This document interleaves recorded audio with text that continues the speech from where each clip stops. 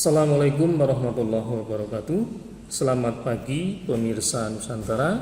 Kembali SPN Channel, saluran kreatif dan ruang sains menjumpai pemirsa untuk berbagi pengetahuan seputar dunia sains.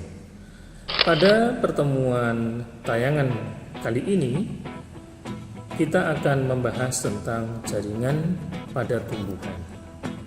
Para pemirsa sekalian, jaringan merupakan bagian dari sistem organisasi kehidupan pada makhluk hidup. Pada tayangan kali ini, pembahasan kita tentang jaringan pada tumbuhan akan dibagi menjadi 3 segmen. Yang pertama adalah tujuan, kemudian pengantar, dan yang terakhir struktur dan fungsi jaringan tumbuhan. Tujuan pada tayangan kali ini adalah bahwa setelah pemirsa menyaksikan tayangan materi jaringan pada tumbuhan, pemirsa dapat memahami jenis jaringan pada tumbuhan, yang kedua struktur jaringan pada organ-organ tumbuhan, dan yang ketiga fungsi jaringan pada organ-organ tumbuhan. Para pemirsa sekalian, tumbuhan merupakan makhluk hidup multiseluler. Pada makhluk hidup multiseluler, tubuh tersusun atas jutaan bahkan triliunan sel. Sel merupakan unit struktural dan fungsional terkecil penyusun tubuh makhluk hidup multiseluler. Kumpulan sel yang memiliki bentuk sama akan terorganisir membentuk fungsi tertentu. Kumpulan sel yang memiliki bentuk dan fungsi sama ini selanjutnya kita namakan dengan jaringan. Beberapa jaringan yang berbeda akan terorganisir membentuk organ tumbuhan untuk menjalankan fungsi tertentu. Secara urut, organisasi kehidupan pada makhluk hidup termasuk tumbuhan adalah sebagai berikut. Beberapa sel yang memiliki bentuk dan fungsi sama akan membentuk jaringan. Jaringan-jaringan akan bekerja sama membentuk organ, beberapa organ akan membentuk sistem organ, dan beberapa sistem organ akan membangun organisme multiseluler. Para pemirsa sekalian, materi kita yang terakhir adalah tentang struktur dan fungsi jaringan pada tumbuhan. Jaringan pada tumbuhan dapat dikelompokkan menjadi 2, yaitu jaringan meristem dan jaringan permanen. Jaringan meristem adalah jaringan embrional yang memiliki sifat aktif membelah diri secara mitosis dan berperan dalam proses pertumbuhan. Jaringan meristem ini bisa dibedakan menjadi meristem primer dan meristem sekunder. Kemudian jaringan permanen adalah jaringan yang asalnya dari jaringan meristem yang berdiferensiasi membentuk sel dengan fungsi tertentu. Jaringan ini dapat dibedakan menjadi 4, yaitu jaringan parenkim atau sering disebut dengan jaringan dasar, jaringan epidermis, jaringan pengangkut, dan jaringan penyokong. Meristem primer adalah jaringan meristem yang asalnya dari proses pertumbuhan primer dari perkecambahan. Jaringan meristem mempunyai sel-sel yang ukurannya kecil, dindingnya tipis, dan selalu membelah diri. Terdapat pada ujung batang dan ujung akar. Berikutnya adalah meristem sekunder. Meristem sekunder merupakan jaringan meristem yang berasal dari jaringan dewasa atau jaringan permanen yang mengalami perubahan karakter, yaitu aktif membelah diri. Jaringan meristem sekunder dapat ditemukan pada jaringan velogen atau cambium gabus dan jaringan cambium fasikuler. Kambium fasikuler merupakan kambium yang fungsinya melakukan pembelahan membentuk pembuluh-pembuluh pengangkutan. Terbentuknya pembuluh pengangkutan yaitu flum sekunder dan xilem sekunder ini menyebabkan pertumbuhan sekunder, yaitu pertumbuhan bertambahnya diameter batang pada tumbuhan. Berbeda dengan meristem primer yang hanya ditemukan pada ujung batang dan ujung akar, itu menyebabkan pertumbuhan memanjang, bertambah tinggi atau bertambah dalam pada pertumbuhan akar. Berikutnya adalah jaringan permanen atau jaringan dewasa. Yang pertama jaringan parenkim. Jaringan parenkim merupakan jaringan yang tersusun dari sel-sel hidup berbentuk bulat, dindingnya tipis, dan mempunyai rongga-rongga antar sel. Fungsinya sangat beragam untuk jaringan parenkim.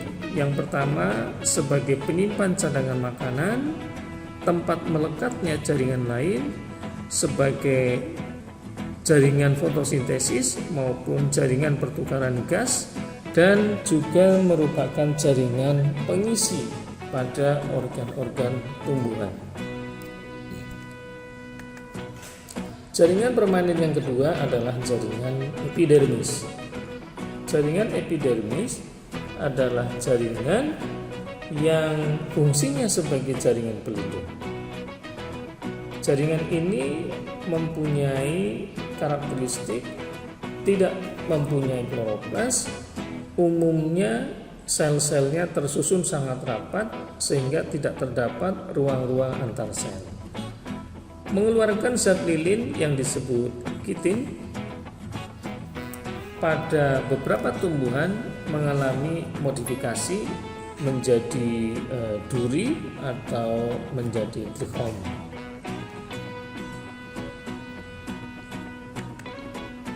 Kemudian jaringan berikutnya adalah jaringan pengangkut. Jaringan pengangkut sesuai dengan namanya fungsinya sebagai jaringan yang berperan dalam transportasi. Jaringan ini dibedakan menjadi dua, jaringan silen yang memiliki fungsi untuk mengangkut air dan mineral dari dalam tanah menuju ke seluruh bagian tumbuhan, khususnya pada bagian daun. Sedangkan jaringan pengangkut yang kedua yaitu jaringan flum yang punya fungsi untuk mengangkut hasil fotosintesis berupa zat makanan dari organ-organ fotosintesis, misalnya daun, menuju ke seluruh bagian tumbuhan yang membutuhkannya. Jaringan silen ini tersusun atas dua sel utama yaitu sel trakea dan sel trakeit. Sel trakea memiliki bentuknya tabung, pendek, dan pada ujungnya runcing. Kemudian dindingnya tipis walaupun sudah mengalami penebalan. Sedangkan trakeit ini memiliki bentuk tabung tetapi ukurannya lebih panjang dan ujungnya lebih runcing dibandingkan dengan trakea. Antara trakeit yang satu dengan trakeit yang lain atau antara sel trakea yang satu dengan sel trakea yang lain saling sambung menyambung membentuk suatu pipa mikro yang memiliki daya kapilaritas tinggi untuk mengangkut air dari bagian bawah menuju ke seluruh bagian tumbuhan. Kemudian jaringan flum tersusun dari sel-sel pembuluh flum. Sel-sel pembuluh flum mempunyai bentuk yang panjang dan merupakan sel hidup. Tapi walaupun jaringan flum merupakan sel-sel hidup, namun memiliki protoplasma yang sudah sangat tereduksi. Tereduksinya protoplasma pada jaringan flum memungkinkan pembuluh flum memiliki rongga pada bagian tengahnya yang memudahkan jaringan ini berperan sebagai jaringan pengangkutan sari-sari makanan hasil fotosintesis. Berikutnya adalah jaringan penyokong atau jaringan penguat. Jaringan penyokong dibedakan menjadi dua, yaitu jaringan Kolengki dan jaringan sklerenkin. Jaringan sklerenkin sendiri terdiri dari dua bentuk, yaitu serabut sklerenkin dan sel-sel skleroid atau jaringan skleroid. Jaringan Kolengki terdiri dari sel-sel hidup yang dindingnya mengalami penebalan selulosa pada sudut-sudut. Jaringan ini ditemukan pada tumbuhan yang masih muda, tumbuhan berbatang lunak atau herba, dan pada bagian-bagian tumbuhan yang tidak mengalami pertumbuhan sekunder, contohnya pada daun. Kemudian jaringan penyokong yang kedua yaitu jaringan sklerenkin. Jaringan sklerenkin terdiri dari serabut sklerenkin dan sel-sel skleroid. Jaringan ini terdiri dari sel-sel mati yang seluruh dindingnya telah mengalami penebalan lignin atau zat kayu. Fungsi jaringan sklerenkin ini sebagai penguat pada bagian-bagian tumbuhan dewasa. Para pemirsa sekalian, bagaimanakah jaringan-jaringan tumbuhan ini terstruktur pada organ-organ tumbuhan?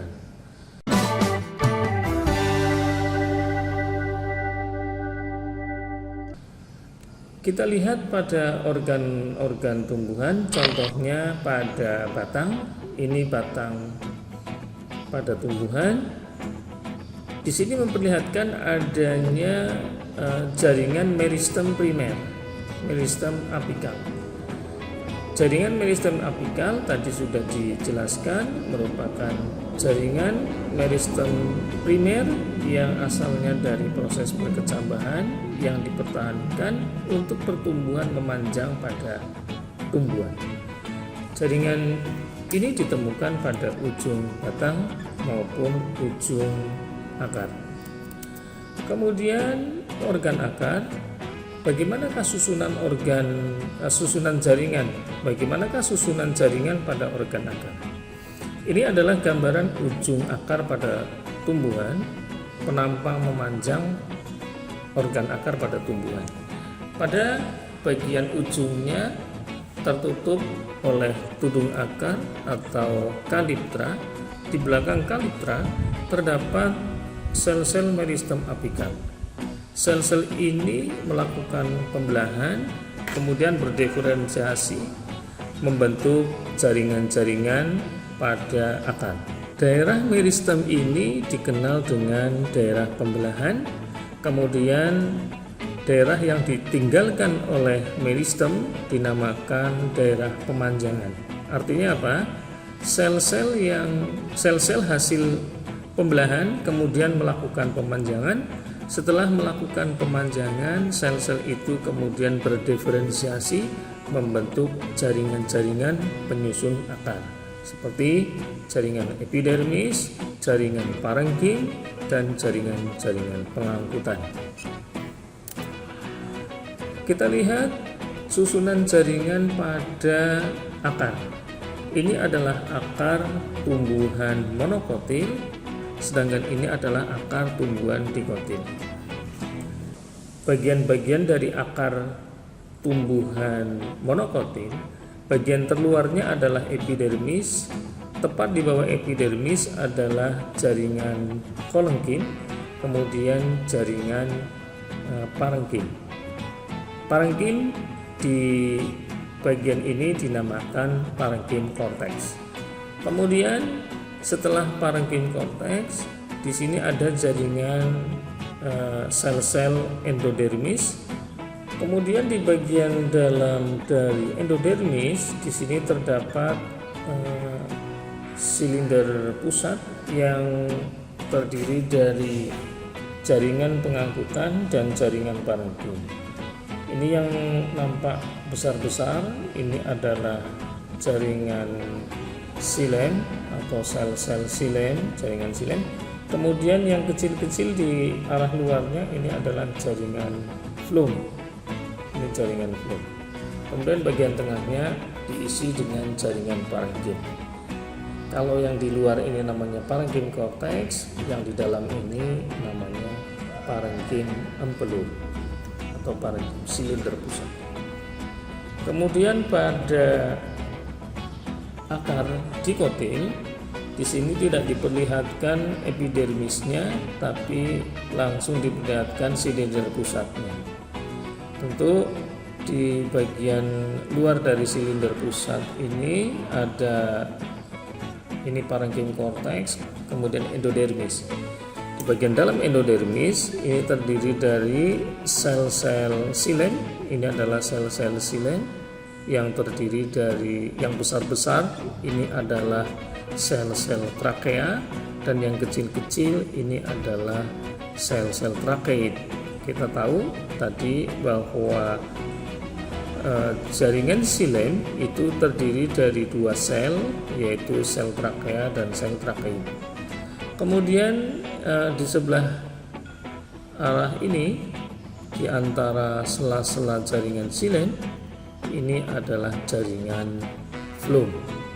Itu struktur jaringan pada organ akar, tumbuhan monokotil, dan tumbuhan dikotil. Selanjutnya ini adalah struktur jaringan pada batang tumbuhan monokotil. Ini adalah parenkim, kemudian ini berkas pembuluh. Satu berkas pembuluh ini yang diperbesar terdiri dari sel pembuluh flum, ini pembuluh flum. Kemudian di antara pembuluh flum ada sel-sel pendamping. Kemudian ini adalah sel trakea, dan bagian yang kecil-kecil ini adalah sel trakeid. Trakea dan trakeid ini merupakan jaringan silem yang punya peranan untuk mengangkut air. Sedangkan lakuna ini adalah rongga tanpa berisi sel, dan semuanya dilindungi oleh jaringan penyokong, yaitu serabut sklerenkim. Berikutnya kita lihat struktur pada batang tumbuhan dikotil. Bagian terluar ini adalah epidermis, kemudian di bawah epidermis adalah jaringan kolengkim. Sedangkan setelah jaringan kolengkim ini adalah jaringan parenkim cortex. Berikutnya setelah parenkim cortex terdapat silinder pusat karena berkas pembuluh pada batang tumbuhan dikotil tersusun melingkar secara teratur. Di sini berkas pembuluhnya terdiri dari jaringan flum, jaringan kambium atau meristem sekunder, kemudian jaringan silem. Jaringan silemnya ini adalah sel trakea, dan yang kecil-kecil adalah sel trakeid. Kemudian di sebelah luar dari jaringan flum, di sini terdapat jaringan penyokong berupa serabut skleroid. Dan di bagian dalam ini adalah jaringan parenkim. Ini tidak diberi nama, ini adalah jaringan parenkim yang membentuk kayu yang di dalamnya banyak mengandung serabut-serabut penyokong, yaitu jaringan sklerenkim. Ini gambaran jaringan kolengkim pada batang yang masih muda. Ini epidermis, kemudian ini hipodermis. Di bawah epidermis namanya hipodermis. Ini merupakan jaringan kolengkim. Kemudian di bagian dalamnya adalah jaringan parenkim cortex. Berikutnya adalah struktur jaringan pada organ daun. Ini adalah epidermis atas. Di bawah epidermis atas ada jaringan parenkim palisade yang punya fungsi sebagai jaringan fotosintesis. Kemudian di bawah jaringan palisade ini terdapat jaringan parenkim spon.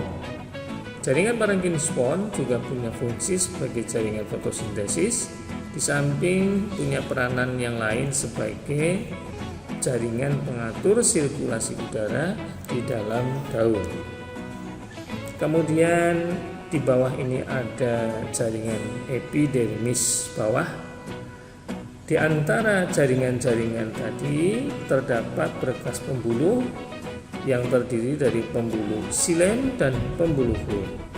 Di atas berkas pembuluh terdapat jaringan penyokong berupa jaringan kolenkin. Demikianlah pemirsa pembahasan kita tentang jaringan pada tumbuhan. Kurang lebihnya mohon maaf. Sampai jumpa pada tayangan video berikutnya. Wassalamualaikum warahmatullahi wabarakatuh.